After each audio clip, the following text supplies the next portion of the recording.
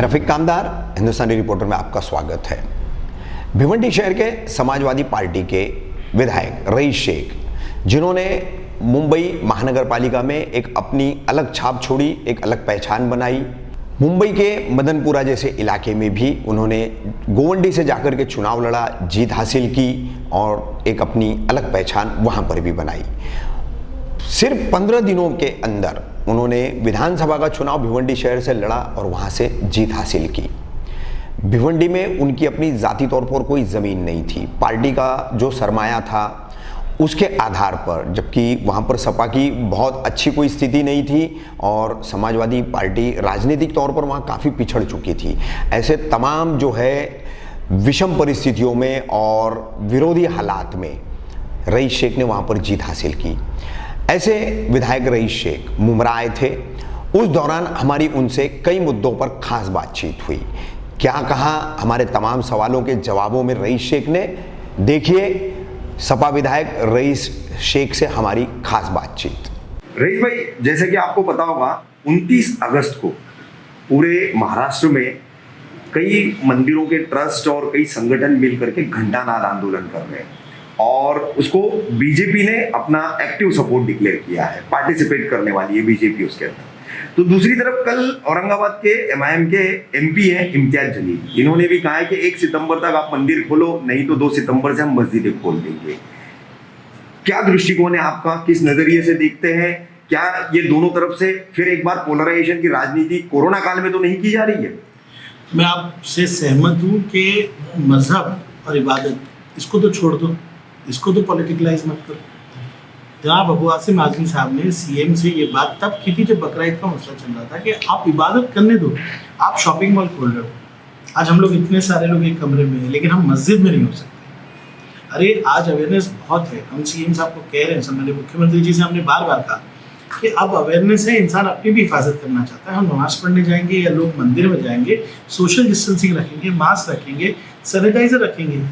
आप निकश बना सकते हो शॉपिंग मॉल के लिए, तो इबादत गाहों के लिए क्यों नहीं? ये एक पहलू हो गया। लेकिन इसमें अल्टीमेटम देना, घंटा बजाना, एक तरफ से वो लोग जो बीजेपी से सपोर्टेड है और एक तरफ एमआईएम, तो आवाम सब जानती है। सरकार में जाकर सरकार से बात करके हल करने वाले लोग चाहिए, सिर्फ आवाज़ उठा के मेमोरेंडम देने वाले लोग नहीं। हम लोग सरकार से बात कर रहे हैं। मैंने मुख्यमंत्री भी जो है अगर फिक्रमंद है तो आवाम के लिए ही है।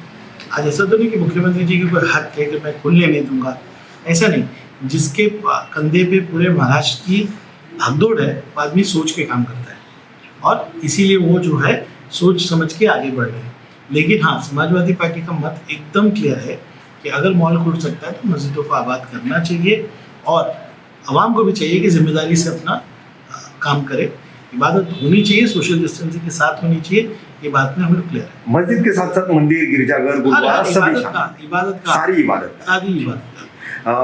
रईस भाई, एक अब बहुत बड़ा जो है आवाम की तरफ से शुरू बन रहा है, जो नौकरी पेशा लोग हैं, निजी सेक्टर्स में काम करते हैं, तो अभी जैसे अत्यावश्यक सेवाओं के कर्मचारियों के लिए लोकल चल रही है, लेकिन निजी सेक्टर्स के लोगों के लिए काफी परेशानी अभी भी। अभी जैसे ये मुमरा कौसा के हमारे लोग हैं, कई जगहों से उन्हें बसेस चेंज करना पड़ती है। आपके आसिम भाई आए थे तो एक डेलीगेशन भी आकर के उनसे मिला, घाटकोपर की जो बस है उसकी उन्होंने दिक्कतें बताई। तो लोकल शुरू करने को लेकर के सरकार ने क्या कदम उठानी चाहिए, क्या नीति अपनानी चाहिए? एज ए एक एमएलए आपको क्या लगता है? देखिए, आप जानते हैं कि लोकल जो है गवर्नमेंट ऑफ इंडिया की पहली बात, और लोकल के जितने नियम है ना वो गवर्नमेंट ऑफ इंडिया बनाती है। मेरा कहना है कि आप पूरे देश में एक कानून नहीं लगा सकते, क्योंकि हिंदुस्तान बहुत बड़ा है, हर जगह की उसकी अलग अलग नौइयत है। मुंबई और महाराष्ट्र के अंदर लोकल ट्रेन को चालू करना चाहिए, लेकिन स्टैगर्ड टाइमिंग, यानी कि अगर आप 10 बजे काम कर रहे हैं तो आप 3 तक काम कीजिए, फिर मैं 4 बजे से 10 बजे काम करता हूँ। कैसे भी भीड़ को थोड़ा डिस्पर्स करने के लिए पॉलिसी बनाना है। लेकिन हाँ, गवर्नमेंट ऑफ इंडिया से महाराष्ट्र गवर्नमेंट की बातचीत चल रही है।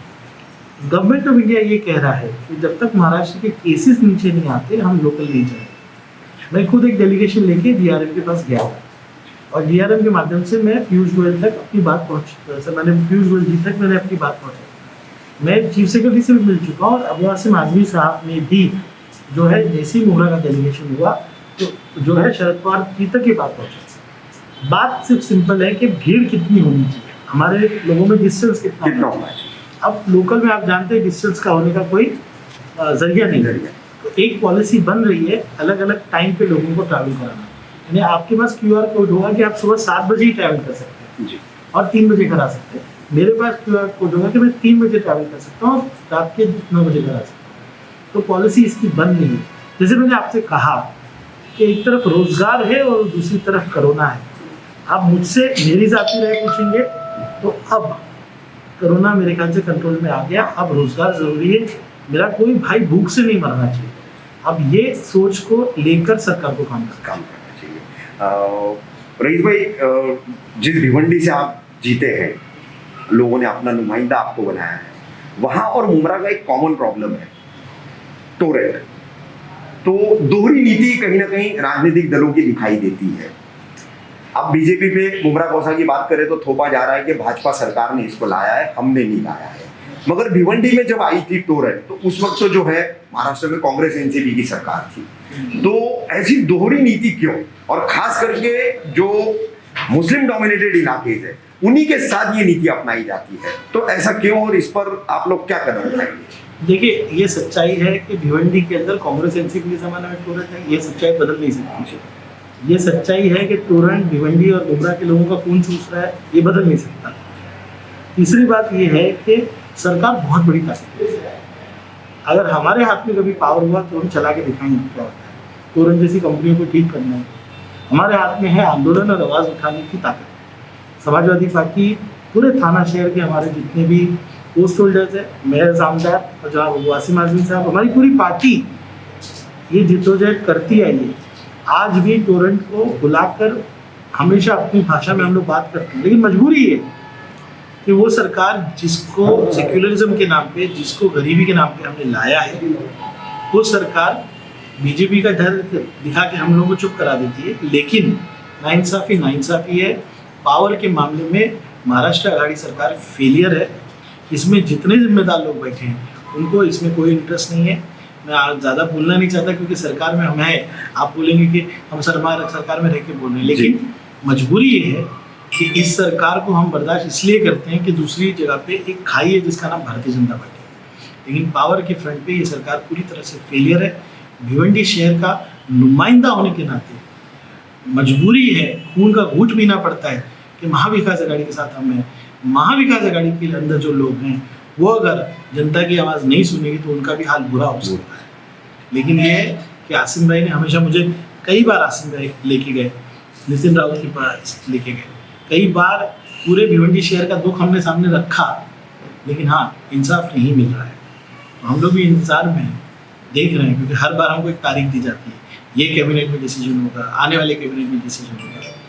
टोरेंट की दादागिरी इतनी बढ़ गई है, और ये याद रखिए गरीबों के साथ, गरीब का पोइट जब चलता है ना तो फिर वो टिकता नहीं है। मैं आपके माध्यम से कह रहा हूँ, भिवंडी में टोरेंट की ऑफिस के बाहर रोज़ 100 से 200 से भीड़ बढ़ रही है। अगर गुस्सा बहुत बड़ा तो लोग अपना आक्रोश दिखाएंगे। इसलिए टोरेंट के ताल्लुक से जो लोग भी कांग्रेस एनसीपी में बैठे हैं उनको जिम्मेदारी से बात करना चाहिए। अगर उनमें टेरिंग है, अगर वो लोगों की आवाज़ सुनते हैं तो उनको टोरेंट को यहाँ से भगाना चाहिए, और कोई एक्सक्यूज़ नहीं मिल सकती। आप जाइए ना कोर्ट में, बात रखिए कि टोरेंट हमारा खून चूस रही है, क्या आप नुमाइंदे नहीं हैं, रख सकते हैं। लेकिन आज मजबूरी है, सरकार में हम हैं, सरकार में रहकर इसकी लड़ाई हम लोग लड़ते रहेंगे। रईस भाई, केंद्र सरकार ने नई एजुकेशन पॉलिसी लाई है, नई शिक्षा नीति लाई है। मैं समझता हूँ कि मुस्लिम प्रतिनिधि जो होते हैं बहुत कम ऐसे हैं कि जिनकी स्टडी होती है, लेकिन आप एक ऐसे प्रतिनिधि के ऐसे सभी मामलों में महारत रखते हैं। तो नई केंद्र सरकार की ये जो नीति है, शिक्षा की नीति, एजुकेशन पॉलिसी है, क्या इसको आप कैसा देख रहे हैं और कितनी ये कारगर साबित हो रही है? क्योंकि इसके आते ही उर्दू दम तोड़ने लग गई है। सबसे पहले तो ये एक जो जबान थी, ये पहले से खसारे में थी और अब तो पूरी तरीके से हाशिए पर जा रही है। तो ये नई शिक्षा नीति कैसे कारगर साबित होगी और कितनी नुकसानदेह साबित होगी? देखिए, जब सोनिया गांधी जी सरकार की हेड थी, मुखिया थी, तब उन्होंने 2 कानून लाए। एक था राइट टू एजुकेशन और एक लाया था उन्होंने जो है RTI। राइट टू एजुकेशन पहला कदम था मुस्लिम इदारों को डैमेज करना। आज मुसलमान कहाँ पढ़ रहा है, पढ़ाई लिखाई कर रहा है? स्लम्स में, छोटे स्कूलों में जहाँ सुविधा नहीं है, कम से कम उनको तालीम मिल रही है। लेकिन आरटीई फेलियर रहा और अब इन्होंने नेशनल एजुकेशन पॉलिसी लाई। नेशनल एजुकेशन पॉलिसी जिस तरह से मोदी सरकार, अदानी और अंबानी की सरकार है ना, उसी तरह से एजुकेशन को भी अदानी और अंबानी का एजुकेशन बनाना चाहती है। प्राइवेटाइजेशन और एजुकेशन को एक्सपेंसिव करने वाली ये पॉलिसी है। और हमारे यहाँ पे आज देख रहे हैं, आपने देखा कि 1000 रुपये 2000 रुपये की स्कॉलरशिप पे लोग हमारे यहाँ पे लाइन लगा रहे हैं। तो ये नेशनल एजुकेशन पॉलिसी जब आएगी, जो ख्वाब लोग दिखा रहे हैं, वो ख्वाब में माइनॉरिटीज़ का बहुत बुरा हाल होगा। इसलिए हमने क्या किया, हमने महाराष्ट्र सरकार से बात की। महाराष्ट्र सरकार में मैंने तमाम जिम्मेदारों से बात की और कहा कि आप पहले एक स्टडी ग्रुप बनाओ कि महाराष्ट्र में लागू न हो। इसके लिए अब हम बिल्कुल एक ऐसे ग्राउंड्स बना रहे हैं कि महाराष्ट्र के लिए सूटेबल नहीं है। उस स्टडी ग्रुप को हमारी पूरी टीम ये पॉलिसीज़ को स्टडी करके, मैं रोज़ एक वेबिनार कर रहा हूँ, लोगों से मालूमात ले रहा हूँ, उनके रिएक्शन समझ रहा हूँ। हमारी टीम जाके प्रेजेंटेशन देगी और महाराष्ट्र सरकार को जगाने का काम करेगी कि नेशनल एजुकेशन पॉलिसी आप महाराष्ट्र में इम्प्लीमेंट मत कीजिए। आप काम कीजिए, मुंब्रा के अंदर म्यूनसिपैलिटी के स्कूल को बेहतर कीजिए, भिवंडी में म्यूनसिपल स्कूल्स को बेहतर कीजिए, मुंबई में कीजिए। आज देखिए उर्दू का क्या हाल है। लॉकडाउन के अंदर आपको पता है, कल के वेबिनार में मुझे रो रो के टीचर्स ने बताया कि उर्दू स्कूलों के अंदर हमारे माँ बाप के पास डेटा पैक के लिए पैसा नहीं, इसलिए वो लोग ऑनलाइन नहीं आते। तो ये सब मसलों पे हमारी बारीक नज़र है। कॉन्स्टिट्यूशनल तरीके से नेशनल एजुकेशन पॉलिसी का विरोध समाजवादी पार्टी और हमारी पूरी टीम करेगी और इसकी हमारी पूरी तैयारी है। हम कोर्ट में भी जाएंगे। आखिर में रईस भाई, मेरा लोकल सवाल है मुंब्रा कौसा का जी। 2022 खत्म होने पर है, बीच में 1 साल है। आदिल भाई के नेतृत्व में कितनी सीटों का लक्ष्य? मैंने जो जोश कार्यकर्ताओं में देखा, आदिल भाई की हर तरह की कैपेसिटी है, उस पर मुझे विश्वास है। नहीं है, हरफन मौला है आदिल भाई को। हाँ, तो हम तो आदिल भाई के पीछे आएंगे, घर घर जाएंगे, कैंपेनिंग करेंगे, आदिल भाई जिन लोगों को खड़े करेंगे उनके लिए वोट मांगेंगे। और मुझे उम्मीद है कि समाजवादी पार्टी मुंब्रा के अंदर बड़ी पार्टी उभर के आएगी। और मैं समझता हूँ कि हमारे अपने नुमाइंदे, ऐसे लोग जो बेबाक तरीके से असेंबली में बात करते हैं, असीम भाई की क़यादत में रहेंगे तो मुंब्रा का भला होगा। आदिल भाई इस तरह से मेहनत कर रहे हैं। हमारी रुखसाना मैडम, हमारी महिला अध्यक्ष भी आई हुई हैं।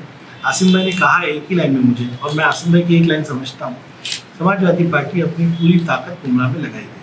क्योंकि देखिए रईस भाई, मुंब्रा कौसा में विपक्ष नाम की कोई चीज नहीं है। ये पिछले 10 सालों से इस शहर का दुख है, बहुत बड़ा दुख है। तो कहीं ना कहीं अब आप जैसे, आदिल भाई जैसे, आसिम भाई जैसे जो इस कौम के रहबर भी हैं और नुमाइंदे भी हैं, तो ये एक मुस्लिम डोमिनेटेड शहर है, तो इसको विपक्ष तो कम से कम देने का काम आप लोगों को करना होगा। मुझे लगता है देश में भी ऐसा एक नेतृत्व है जो विपक्ष नहीं चाहता जी। तो ऐसे जितने नेतृत्व है उनका फ्यूचर अच्छा नहीं है।